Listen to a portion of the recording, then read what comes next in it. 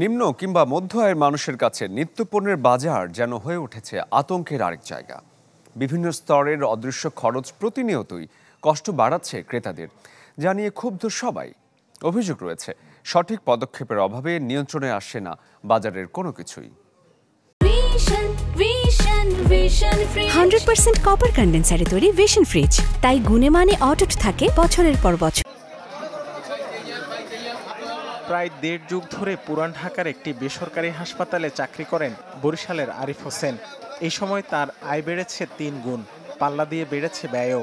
তবে আয় ব্যয়ের হিসাব মেলাতে যে তাকে হিমশিম খেতে হচ্ছে তা ফুটে ওঠে মৌলভীবাজারে বাজার করতে এসে।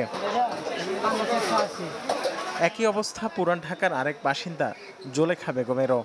জীবনের শেষ প্রান্তে এসে যেন দুঃখ কষ্টের লড়াইটা আরেকটু কঠিন হয়ে উঠছে নিত্যপণ্যের চড়া দরে। তো 1 মাসের উপরে মাছ খাই না, দামের লাইগা।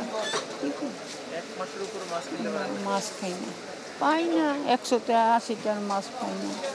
আগে আমি 3000 টাকা বেতন পাইয়া আমি সংসার ঠিক মতো চালাইতেছি, খাইয়া লইয়া আমার মাসে 1000 টাকার মতো রয়েছে। আমি 12,000 টাকা বেতন পাইও আমার কোনোভাবে কিছু না। টিসিবির হিসাবে বছর ব্যবধানে আলুর দাম বেড়েছে কেজিতে 15 টাকা পর্যন্ত। এই সময়ে 95 টাকার মুগ ডালের দাম বেড়ে হয়েছে 160 টাকা। গরিবের মসুর ডাল ও অ্যাঙ্কর ডালেও দাম বৃদ্ধির হার 17% বেশি।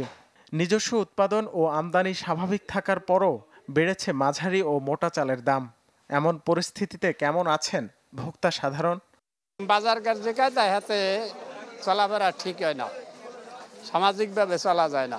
যারা টাকা পয়সা আছে এরা হয়তো কিছু কিনতে পারে, আর আমরা যে টাকা পয়সা নাই আমরা তো জিনিসপত্র কিনতে পারি, হিমশিম খাওয়া লাগে বাজারে গেলে। মাছ, গোস্ত সবকিছুর দাম অতিরিক্ত চলতে আছে বর্তমানে। নিত্যপণ্যের এমন চড়া দরের পেছনে শুধু গ্যাস, বিদ্যুৎ ও ডলারের দর বৃদ্ধি নয়, রয়েছে ব্যবসায়ীদের কারসাজি ও ক্ষমতাসীনদের চাঁদাবাজি। এক্ষেত্রে সঠিক পদক্ষেপের অভাব রয়েছে বলে অভিযোগ ক্রেতা বিক্রেতার। এখানে একটা তরকারি 70, আর এখানে দেখবেন 90, আর এখানে 60। এটা নিয়ন্ত্রণ হইলো? যেতে যাবো আর গলা কাটতে, এটা নিয়ন্ত্রণ হইলো? সরকারের মনিটরিং আছে।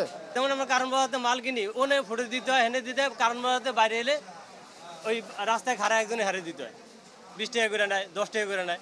শ্যামবাজাতে বাইরে এলে, ভিক্টোরিয়ার বাইরে এলে একদল দাঁড়ায়।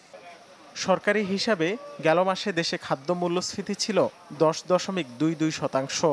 অর্থনীতির ভাষায় যা মানুষের চরম দুর্ভোগকেই ইঙ্গিত করে।